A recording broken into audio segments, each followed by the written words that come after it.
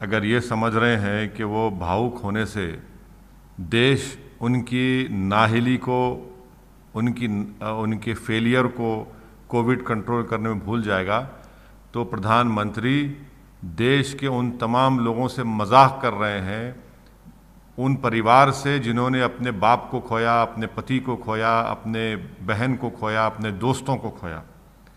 प्रधानमंत्री अगर भावुक अब हो रहे हैं, और प्रधानमंत्री को बात मालूम होना चाहिए था कि 137 करोड़ जनता की जान की बचाने की जिम्मेदारी देश के प्रधान सेवक चौकीदार पर है। और अगर चौकीदार को मालूम होता कि भाई इनकी जान बचाना है, तो चौकीदार हर चीज़ करता जान बचाने के लिए देश की जनता की। प्रधानमंत्री सोते रहे जब प्रधानमंत्री को मालूम था कि अगस्त 2020 में बड़े बड़े international countries, America, great Britain ने फार्मास्यूटिकल कंपनी से ऑर्डर दिया वैक्सीन का। अगस्त 2020 में हमारे प्रधानमंत्री जो आज भावुक होकर, आंसू बहाकर देश की जनता को मजाक कर रहे हैं, उनको तो उसी वक्त ऑर्डर देना चाहिए था। कब ऑर्डर दिए? वो 5 दिन पहले, वैक्सीनेशन देने से 5 दिन पहले वो शुरू करते हैं। प्रधानमंत्री आज भावुक हो रहे हैं। प्रधानमंत्री को नहीं मालूम था कि दूसरी वेव आ रही है। साइंटिस्ट, एपिडेमियोलॉजिस्ट बोल चुके थे प्रधानमंत्री को कि सेकेंड वेव भारत में आ रहा है।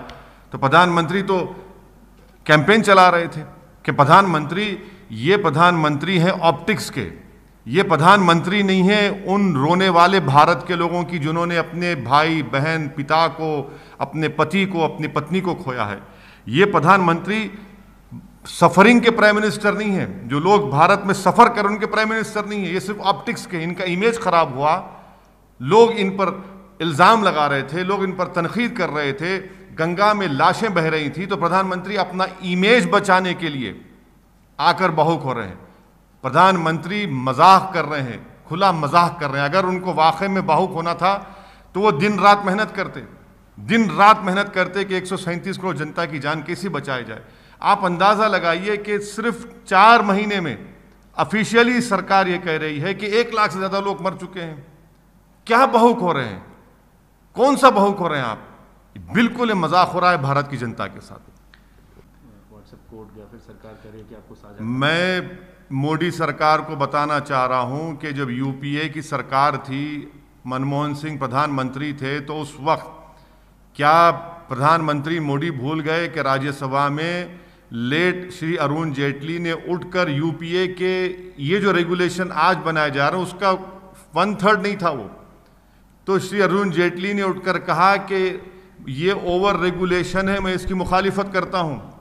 दूसरी बात, ये मोदी सरकार ये प्राइवेसी के खिलाफ है। ये मोदी सरकार हमारे घर में झांक कर देखना चाह रही है कि हम क्या खा रहे हैं, क्या शादी कर रहे हैं, क्या पहन रहे हैं। ये जो रूल्स बनाए गए हैं ये अनकॉन्स्टिट्यूशनल है, अनडेमोक्रेटिक है, और ये भारत को ले जाकर खड़ा कर देगा चाइना के साथ, ये भारत को ले जाकर खड़ा कर देगा रशिया के साथ, ये भारत को ले जाकर खड़ा कर देगा नॉर्थ कोरिया के साथ, जहां पर डेमोक्रेसी नाम की कोई चीज़ नहीं है। चौथी बात यह है कि ये संविधान के आर्टिकल 14, आर्टिकल 19, आर्टिकल 21 का खुला वायलेशन है। ये इसका कानून बनना चाहिए था, मगर ये सबऑर्डिनेट लेजिस्लेशन के जरिए से ये अनकॉन्स्टिट्यूशनल काम कर रहे हैं। ये सरकार डरती है पार्लियामेंट को आने के लिए। और 5वीं बात, मोदी सरकार कहती है कि रेगुलेशन करना है ना, तो जब ट्विटर ने उनके ही बीजेपी के लोगों के ताल्लुक से कहा कि डिसइंफॉर्मेशन है, तो आपने दिल्ली पुलिस को भिजा दिया।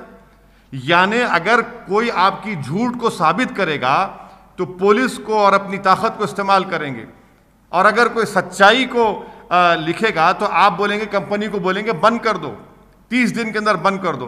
तो ये सरासर अनकॉन्स्टिट्यूशनल है, अनडेमोक्रेटिक है, और ये आईटी एक्ट 79 सेक्शन का और सेक्शन 69 का भी वायलेशन है। तो और ये मुझे यकीन है कि जब ये कोर्ट में जाएगा तो कोर्ट इसको निकाल देगा।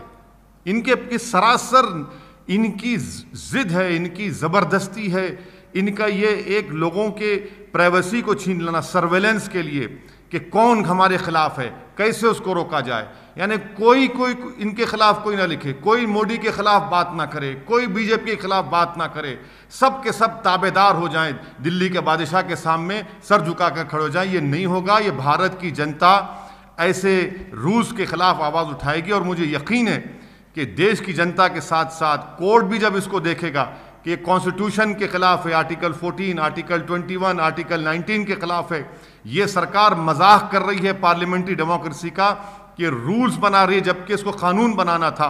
और खुद अरुण जेटली ने उस वक्त यूपीए ने इस तरह के रूल्स बनाए थे तो उसकी मुखालिफत की थी, बीजेपी ने की थी। आज उससे 10 गुना ज्यादा इस तरह के रूल्स बनाकर सर्वेलेंस करना चाहते हैं, सेंसरशिप करना चाहते हैं और ऑनलाइन न्यूज पोर्टल पर भी वो उंगली उठा रहे हैं कि उनको भी कंट्रोल करना। एएनआई का भी न्यूज पोर्टल है, कल एएनआई के खिलाफ भी नोटिस दे दिया जाएगा।